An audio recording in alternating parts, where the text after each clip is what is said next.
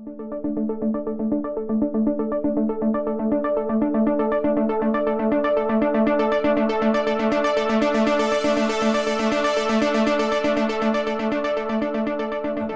I think that's a key there in social media. I think clients are the ROI and what's the value of investing these dollars into social media and creating these programs when they're trying to figure out how much as a conversation leads to conversion, and how do you guys communicate those metrics or that ROI to your clients? Judy, go ahead. Well, we have a lot of metrics we really look at. I mean, first we look at who's writing and what they're saying. So a lot of what we do begins with monitoring and looking at share of content and sentiment and all of that. And then I think what we try to do is set a goal on how we plan on changing that. We also look at embedded links and how popular some of the people who are writing and what their reach is. So reach is awfully critical. And then obviously where that communication goes, how many people are getting into it, how many pieces are being shared, if we've got video or other things that people are downloading, and you can watch where that's going. There's a lot of different metrics. So I think we clearly set like what are the top 10 things you're going to look for and what are the goals, and then we do a true up at the end of a campaign to see how we measure up against each one of those.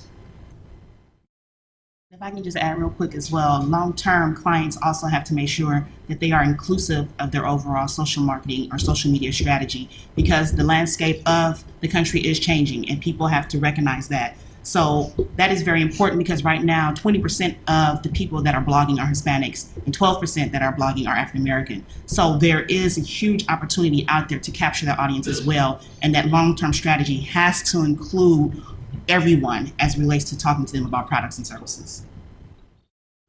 Think about the goal and not the strategy at first. So if the goal is to drive donations for a nonprofit foundation or awareness of an issue for a nonprofit foundation, that's the goal. And then what are some of the strategies that feed that? Well, it could be a Facebook strategy.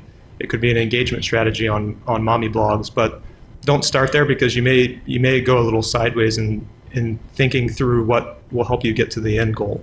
And I've seen a lot of clients kind of start at that, what's my Facebook strategy or what's my YouTube strategy, because that's kind of the sexy thing that everyone's talking about right now.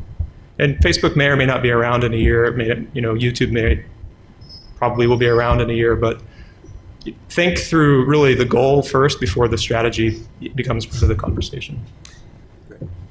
Well, I'm sure Judy's experiencing, or all of us are experiencing, things I've seen is that every meeting I'm in, my whole staff has their iPhone there, and they're working on their iPhone whether talking to me or whatever we're doing. So usually they're checking their email, but they are sometimes checking their Facebook, and they check Facebook during the day, they tweet during the day, and you begin to wonder as the manager, whether it's a part of the program or it isn't. I feel right now that it is part of our learning experience, if nothing else, but I think that's something that we're going to have to watch for in guide and decide how we're going to deal with as managers.